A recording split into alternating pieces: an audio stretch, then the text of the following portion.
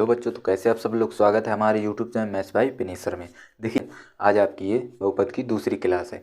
देखिए दूसरी क्लास में हम आपको क्या बताएंगे कि द्विघात बहुपद के शून्य कैसे निकालते हैं। ठीक है, इस बात को अपनी कॉपी पर हेडिंग लगा लीजिए, द्विघात बहुपद के शून्य कैसे निकालते हैं। पिछली वीडियो में यानी पहली क्लास में हमने आपको बताया था कि बहुपद को दो बहुपद को किस प्रकार से जोड़ते हैं, दो बहुपद को किस प्रकार से घटाते हैं, दो बहुपद का गुणनफल किस प्रकार से निकालते हैं, और उसमें बताया था कि बहुपद की घात कैसे निकालते हैं, बहुपद के गुणांक क्या होते हैं। तो आज की वीडियो में हम आपको बताएंगे कि द्विघात बहुपद के शून्य कैसे निकालें। ठीक, तो सबसे पहले आपको एक नोट पॉइंट है जो अपनी कॉपी पर नोट करना है। नोट पॉइंट क्या है कि हम जानते हैं कि बहुपद का मान शून्य होता है तभी बहुपद शून्य ज्ञात कर सकते हैं। यानी जब बहुपद का मान क्या होना चाहिए, शून्य। यानी जब बहुपद का मान शून्य होगा तभी आप शून्य निकाल सकते हैं। इस बात को आप अपनी कॉपी पर नोट कर लीजिए।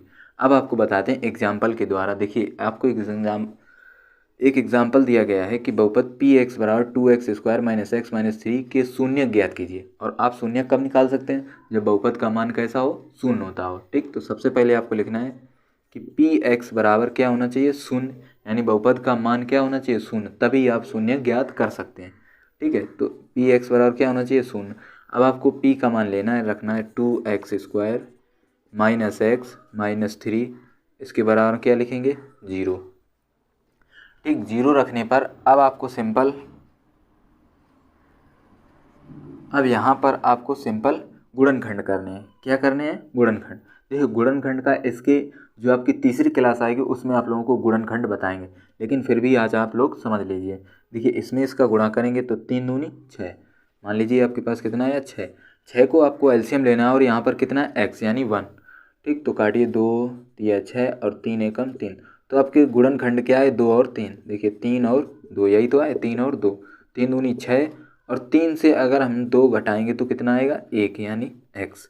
इस प्रकार से तो देखिए 2x², यहाँ पर क्या लिखेंगे, 3x, और माइनस क्या करेंगे, 2x और -3 बराबर 0। अब यहाँ पर देखिए बच्चे क्या गलती करते हैं कि यहाँ पर भी माइनस है, यहाँ पर भी माइनस है। अब माइनस माइनस क्या होता है, प्लस। तो 3 2 कितना हो जाएगा, 5, जबकि लाना कितना, 1। तो यहाँ क्या करेंगे, प्लस के 2।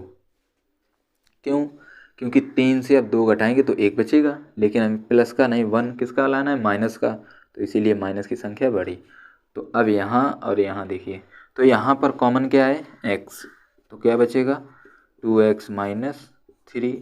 यहाँ पर कुछ कॉमन नहीं तो कितना आएगा, 1। तो क्या आएगा, 2x - 3 बराबर क्या आएगा, 0। तो देखिए 2x - 3, ये आपके 2x ये आपके यहाँ 2x - 3, 2x - 3 एक जगह। ठीक है, इसके बाद x + 1 इस कोष्टक में बराबर क्या है आपका, 0। अब आपको शून्य निकालने हैं, यानी x के मान चाहिए। तो 2x - 3 बराबर क्या रखेंगे, 0। तो 2x बराबर ये -3 इधर किसके हो जाएंगे, प्लस के 3, यानी x बराबर क्या आएगा, 3/2। तो आपका जो पहला शून्य का है वो कितना है, 1/2। यहाँ पर देखिए x + 1 बराबर कितना रखेंगे, 0। तो x बराबर कितना है, ये +1 है तो इधर ट्रांसफ़र करेंगे तो -1। तो दूसरा शून्य कितना है, -1। आपसे क्या बोला, शून्य ज्ञात कीजिए। आपके शून्य कौन कौन से आए, तो यहाँ लिखेंगे शून्य क्या क्या आए हैं, एक आया 3/2, कॉमा एक कितना है, -1। तो ये आपका आंसर है। चलिए अगला क्वेश्चन समझते हैं। तो जो दूसरा एग्जाम्पल है, यानी दूसरा जो क्वेश्चन है वो क्या है, यदि द्विघात बहुपद, ये आपको बहुपद दिया गया बराबर 0 में x के मान 2 या -1/2 में से किसी एक के लिए m का मान ज्ञात कीजिए। यानी आपको 2 मान दिए गए, किसी एक के लिए आप मान ज्ञात करें। तो सबसे पहले आपको लिखना है बहुपद। बहुपद आपको क्या दिया गया है, पी एक्स बराबर आप लिख सकते हैं, क्या लिखेंगे, बहुपद है mx² + 3x + 2। देखिए आपसे क्या बहुपद के शून्य तभी निकाल सकते हैं जब पी एक्स का मान क्या होना चाहिए, 0। यानी शून्य बहुपद का मान क्या होना है, 0। देखिए 0 उन्होंने पहले ही दिया, तो हम यहाँ क्या रखेंगे, 0 बराबर क्या लिखेंगे, mx² + 3x + 2। इसको इस प्रकार से भी लिख सकते हैं, mx² + 3x + 2 बराबर 0। ठीक, इसको हमने इधर कर लिया, 0 उधर, यानी इस संख्या को आगे कर लिया। बराबर में क्या रहेगा, 0, क्योंकि इधर 0 तो इधर भी, इससे कोई मतलब नहीं। आप ऐसे लिखें या इस प्रकार से। अब आपसे क्या बोला गया है, x के मान के लिए या तो ये या ये, इनमें में से किसी एक के लिए। तो हम ले रहे हैं कितना, 2। ठीक, क्या लेंगे, 2। मान लिया कि x बराबर आपको कितना है 2, तो x बराबर जब आपने 2 लिया, ये वाला 2 तो ये 2, ठीक। तो m और x की जगह पर क्या रखेंगे 2, ठीक। 3 यहाँ पर भी x है तो x की जगह पर 2 प्लस 2 बराबर क्या आएगा 0, ठीक। तो m गुणे 2 का वर्ग 4 प्लस 3 दूनी 6 प्लस 2 बराबर 0, तो 4 एकम 4, ठीक।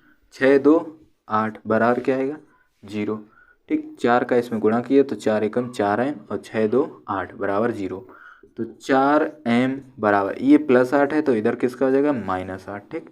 इतना आप समझ गए होंगे। तो m बराबर क्या आएगा -8 बटे में क्या आएगा 4, 4 से काटेंगे तो 4 दूनी 8, तो m बराबर कितना है -2।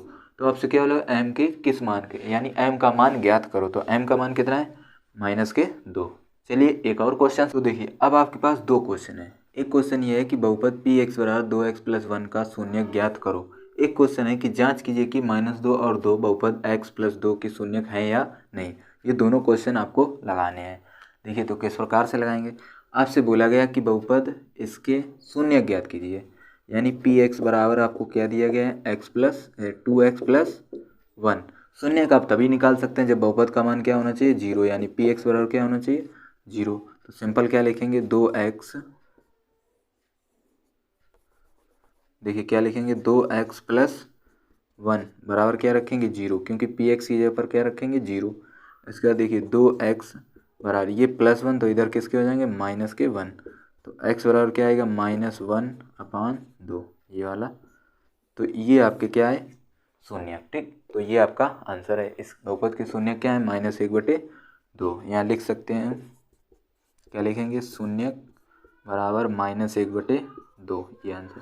यहाँ पर देखिए आपसे बोला गया -2 और 2 बहुपद, आपको सबसे पहले बहुपद लिखना है, यानी px बराबर x + 2 के शून्यक हैं या नहीं।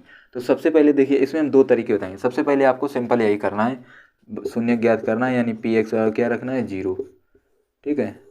यानी मतलब क्या है, अगर इनमें में से कोई सा आ जाए तो बहुपद के शून्यक हैं यानी सत्य है, यानी हैं या नहीं। आपसे ही बोला गया हैं या नहीं। अगर इनमें से कोई सा एक आ जाए तो वो है और जो ना है वो नहीं है। तो यहाँ से देखिए तो x + 2, ठीक, बराबर क्या रखेंगे 0। तो x बराबर क्या है ये +2 तो इधर -2।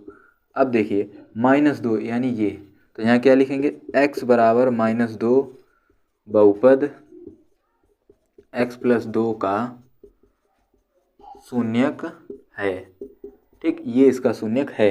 फिर यहाँ क्या लिखें परंतु x बराबर 2, यानी ये कौन सा है 2, x बराबर 2 बहुपद, चाहे इस प्रकार से लें बहुपद x + 2 का शून्यक नहीं है, ठीक। मतलब क्या है, जब आप शून्यक निकालेंगे तो अगर पूछा जाए जांच कीजिए तो उनमें से जौन सा आंसर है वो है और जो ना है वो नहीं है, ठीक। चलिए एक क्वेश्चन और समझते हैं। खुद में इस टाइप से भी क्वेश्चन आते हैं, ठीक है। इसके बाद जो आपकी तीसरी क्लास होगी उसमें आप लोगों को बताएंगे भाग या गुणनखंड, जिस प्रकार से होगा उसी प्रकार से आपको बताएंगे। तो सबसे पहले आप इन 2 क्वेश्चनों को समझें। देखिए आपसे बोला है कि बहुपद ये में P2 का मान ज्ञात कीजिए। देखिए P2 का मतलब क्या होता है। सबसे पहले यहाँ पर देखिए बहुपद आपको दिया गया px बराबर 2x² - 3x + 5। देखिए p,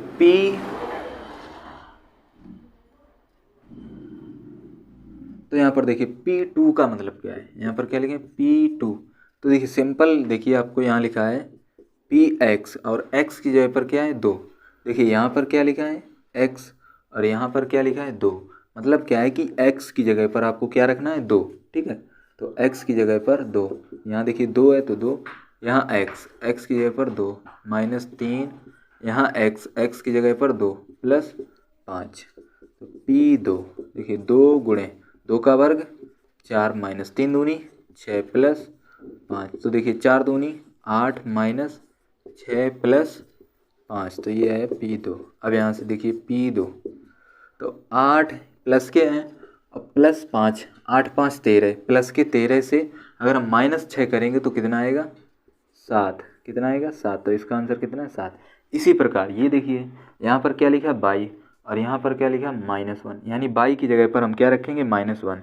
तो देखिए P यहाँ पर डायरेक्ट देखिए -1, यहाँ लिखा 3 तो 3 लिखें, यहाँ बाई की जगह पर -1, जितनी घात है वो घात आप लगाएंगे, ठीक है। यहाँ स्क्वायर तो स्क्वायर 5, यहाँ देखिए बाई -1 और +1, ठीक।